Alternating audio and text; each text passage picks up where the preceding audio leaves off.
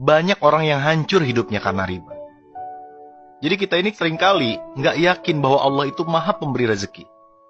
Dan inilah penyebab utama mengapa manusia terlibat dengan riba. Alasannya biasanya sederhana aja. Kalau nggak nyicil, dari mana lagi saya bisa beli rumah? Padahal sudah jelas bahwa riba ini pasti akan menjadi masalah hidup kita.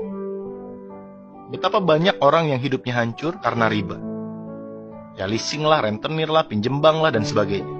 Lucunya, menyelesaikan masalahnya pun sama kembali dengan riba. Akhirnya, masalahnya meluas dan membesar, dan dampak terbesarnya biasanya siapa coba? Keluarga kita. Kan kasihan kan? Keluarga itulah yang akan pertama kali menjadi susah karena dampak riba yang kita lakukan. Nauzubillah min dzalik. Allah itu menguji kita dengan kesulitan, misalnya kesulitan ekonomi, karena Allah ingin melihat respon kita terhadap ujian tersebut. Allah ingin melihat apakah kita akan mengikuti petunjuk yang Allah ridhoi, atau mengambil jalan pintas sesuatu yang Allah benci. Coba bayangin, andai saja kita sabar dan hanya bertindak sesuai dengan apa yang Allah ridhoi, yakinlah ujian kita itu akan lulus dan mendapatkan hadiah berupa solusi untuk terurainya masalah hidup kita. Tapi sayangnya nih, kebanyakan manusia selalu kembali memilih jalan yang Allah benci. Hingga akhirnya apa coba? Hidupnya semakin susah di dunia, dan semua itu belum ada apa-apanya dibandingkan ancaman Allah kelak di akhirat. Padahal, Allah pasti memberi solusi dan jalan keluar dari masalah hidup kita. Yakinlah, itu janjinya. Sungguh, sahabatku semuanya, Allah melaknat para pelaku riba beserta saksi-saksinya, atau mereka yang memahami dan mengetahui transaksi riba.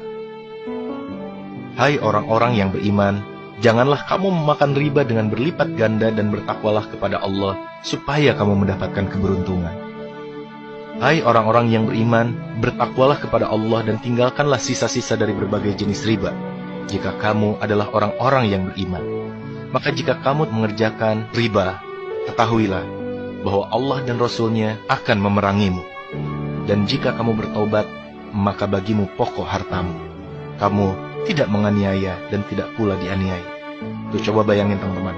Allah dan Rasul-Nya akan memerangimu. Ini bayangin nih, kelak besok lusa di akhirat kita melihat Nabi Muhammad SAW, kita ingin memeluk Rasulullah, kita ingin mencium tangannya, kita mencintai dan merindukannya, tapi tiba-tiba Rasulullah mengangkat pedangnya dan berkata, engkaukah yang selama ini menantang berperang dengan Allah dan denganku? Nauzubillah min dzalik. Jabir berkata bahwa Rasulullah SAW mengutuk orang yang menerima riba, orang yang membayarnya, orang yang mencatatnya, dan dua